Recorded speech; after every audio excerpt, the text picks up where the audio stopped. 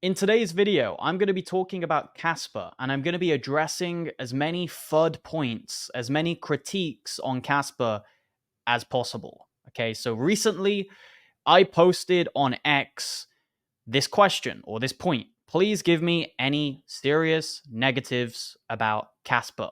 Please burst my bubble, right? The number one way of being intellectually honest and being enlightened is to ask people's opinions who disagree with you, right? It's to understand their point of view.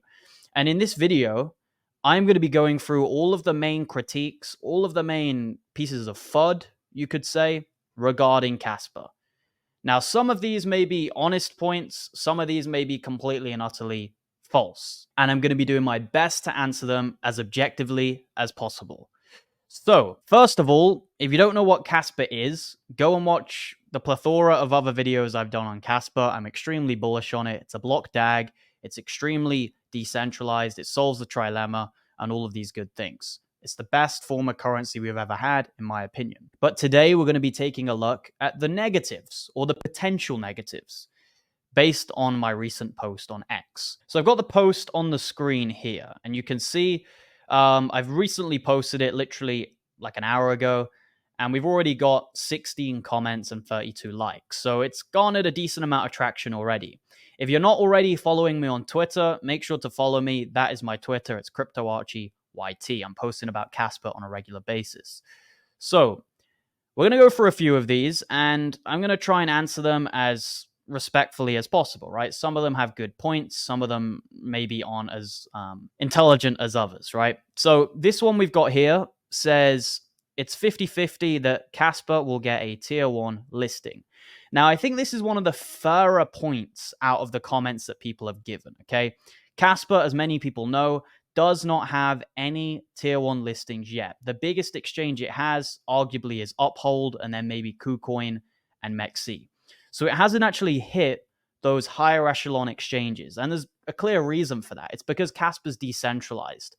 And many other cryptos, what they do is they pre-allocate tokens specifically for a centralized exchange listing. Casper doesn't do that because 100% of the tokens go to the public.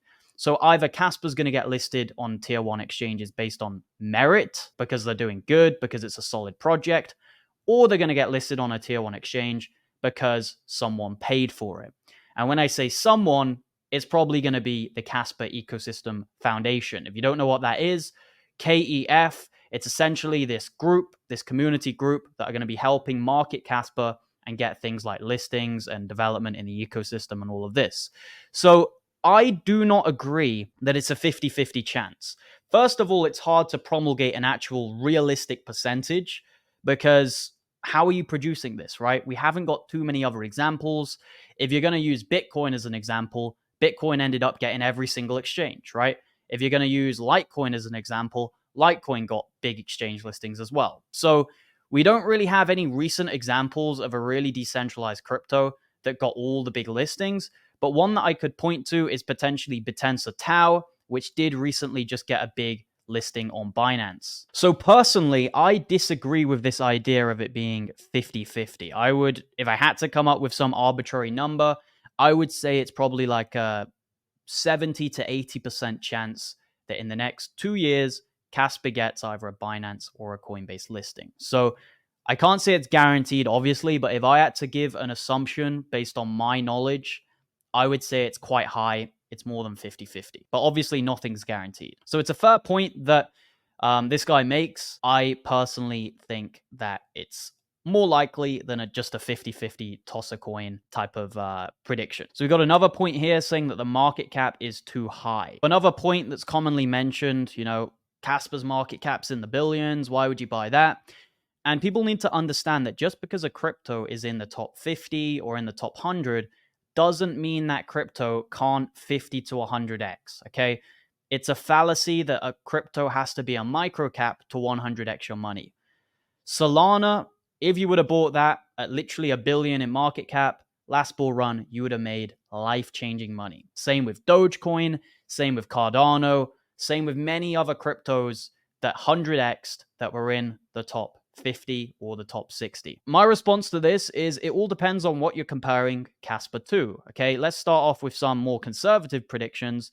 If you're comparing Casper to XRP or Ethereum, it's really still quite small. Okay, let's take a look here. If Casper was to go to XRP's all-time high market cap, you'd be getting around a 50x on your money. Now, if Casper was to go to Bitcoin's all-time high market cap, that would be a 533x. Now, full disclosure, I don't see this happening anytime soon, okay? Definitely not anytime soon.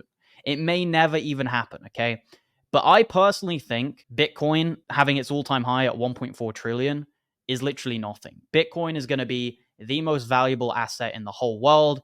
It's going to overtake gold. It's going to overtake everything, in my opinion. So 1.4 trillion as the all-time high valuation for Bitcoin is going to look minuscule in 5 to 10 years' time. Could Casper ever hit 1 trillion in valuation? It's possible, but I'm not going to go and say that that's going to happen anytime soon. Now, obviously, that's just comparing Casper to cryptocurrencies, okay? You could compare it to things like Apple stock, right, which we do now, and we go Casper to Apple, right, which is the biggest company in the world, you're talking to 1,100x. So if Casper, which could be a potential global currency, if the market cap for that went to just the biggest company in the world, you'd be talking 1,100x. Now, I know this is getting a little bit moon boyish and all of that, but I'm really just trying to put it into perspective. Casper is a commodity. Casper is an asset. It's not just a scammy little crypto coin that you use to play a game or a meme coin or something like that. This is a actual potential global currency, okay? And in my opinion, it's the best monetary system we've ever seen. And if you want to debate me on that, I'm happy to do that. If we look at the basic metrics to compare our money on, Casper is scalable, Casper is scarce, Casper is decentralized. All of these things that you want with sound money, Casper ticks off. Tell me what it doesn't tick off. So obviously, if you then started comparing Casper with silver, which is probably the most realistic comparison because people call Casper digital silver, the name literally in Aramaic means silver, then you're going to be getting into an even crazier kind of multiplier prediction with Casper, right?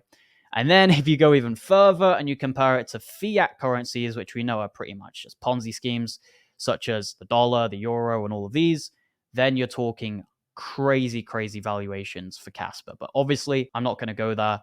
I think it's a little bit asinine to predict that anytime soon, but it's just putting into perspective. I disagree with this point that Casper's market cap is small. Even if we just keep it crypto and we forget about other commodities, we forget about other currencies, a 2 billion valuation for a crypto really isn't that high when you consider that a dog coin, a literal coin of a dog, went to around 80 billion in market cap last bull run. God knows where it's going to go this bull run. So we are incredibly early to Casper. I do not think the market cap is too high. We have another potential FUD point here that says it has zero adoption. The name sucks. Leader has no charisma. Nobody cares about the speed. So we've got a few things here that I think are simply false. But we'll go through them one by one. So the first point here says it has zero adoption. You could make that same argument with something like Bitcoin, right? Just because there's no smart contracts on something yet doesn't mean it has zero adoption, okay? You can literally use Casper as a currency right now. If I wanted to send Casper to a friend, I can send it. That is considered, in my eyes, adoption, right? That's all a currency is really meant to do. It seems like too many people in crypto skip the first, most fundamental, most crucial step of a cryptocurrency, which is literally being a currency, a peer-to-peer form of electronic cash, to quote part of the Bitcoin white paper. Everyone's focused on gaming and smart contracts and VCs and all of these different things, rather than just simply focusing on the mere fact of something being a peer-to-peer currency. So Casper is a currency. It's not a gaming crypto. It's not some sort of other type of Web3 thing, although it could be when smart contracts come out.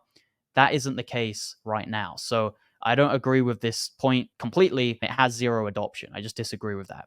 And if you're talking about smart contract adoption, that is in the pipelines. That is coming soon. It's all laid out. The team are very transparent about this. The second point, the name sucks. I am a guy who is quite picky with names. A lot of cryptos I simply won't buy because of the name. But I don't think Kaspa, you can argue the name is bad. It's very memorable. It's very short. It's sweet. I like the name. And it has an actual meaning as well. It literally means silver in Aramaic. It's not just a random name. If someone could tell me what Cardano or Solana means, I'd be interested because I don't personally know. But Kaspa, I think it's a good name. So I disagree with that as well. The next point, and potentially the funniest one where I disagree the most, is the leader has no charisma. So apparently for a currency now, we need a charismatic leader. I disagree with this point. For a crypto or for a currency in general to be truly decentralized, you don't want a charismatic leader. That's the complete antithesis of what a decentralized monetary system should have. It's the complete contrary. If we want a good form of payment, if we want a good currency, the least thing we want is some controversial, charismatic figure leading the way in a dictatorial fashion. That is not what we want. We actually want a guy who is focused on the tech and doesn't really, show much charisma, in fact. And that is why, in my opinion, Jonathan Sompolinsky is probably the best person you could have behind this crypto. He was very big in Bitcoin and crypto very early on. Some people even argue that he is Satoshi Nakamoto. There's a lot of reasons for that. I'm not going to go into it too much in this video. He went to Harvard University. He's been cited by Vitalik Buterin. He's come up with all sorts of innovative technologies in the blockchain space. So the very person I want behind the next global currency is someone who is focused on the tech and isn't giving controversial speeches or isn't this guy with incredible charisma. That is actually not what I want in a currency. And to add even further onto this point about the leader having no charisma, does Bitcoin have a very charismatic leader, the number one biggest currency? Would you say that Ethereum has a very charismatic leader in Vitalik Buterin? I don't really think there's too much charisma coming out of Vitalik Buterin from my perspective, but maybe we have a disagreement in the definition of charisma. And the final point about nobody caring about the speed, I just don't think that makes any sense at all. If we want the finest form of money, if we want the soundest form of money, it has to be fast. It has to be frictionless. The problem with gold was it was very slow to transport from person to person. There was a lot of friction with it. Now, Bitcoin obviously improves on that, but Bitcoin is still not perfect in this element. Bitcoin can take a long time to send. It's not ideal if, let's say, you're at a cafe with someone and you're sending money to someone, right? And you have to wait 30 minutes for that to be validated, for that to be confirmed. It's not ideal. So as much as I love Bitcoin and I hold a ton of Bitcoin, I think Bitcoin has ultimately failed in terms of fully solving the trilemma because it fails on the most, some people would argue, the most vital thing, which is scalability, right? I would argue decentralization is more important, but Casper somehow miraculously manages to solve all of these things. It is decentralized, it is secure, and it is scalable. You can send it in literally a second. So I care about the speed. I don't want to be waiting 30 minutes to send money to someone. Maybe you do, but I personally don't. And we got some more kind of similar comments. There's no tier one exchange. Again, I think this will come. It's just a matter of time. The more that Casper gets talked about, the more that these exchanges are missing out on the fees. Can you think about how much fees KuCoin and Mexi are making based on Casper transactions and how much Binance and Coinbase are missing out as a consequence? Another point here, doesn't have an ecosystem. Again, where was the ecosystem on Bitcoin before BRC20? Really, besides maybe Cash App. Some people, when they talk about ecosystem, they're talking about gaming coins, they're talking about meme coins, all of these different things. And these will come to Casper. Once Casper release smart contracts, you will see meme coins on Casper. You will see gaming coins on Casper. But that is just a bonus. That's the cherry on top, in my opinion. The main thing, and I'm going to stress this again, the main thing that Casper needs to focus on is being the most sound form of money the world has ever seen. And right now, I would make the argument that it has accomplished that. Time will tell how long that is the case for, if we have any competitors, etc., etc.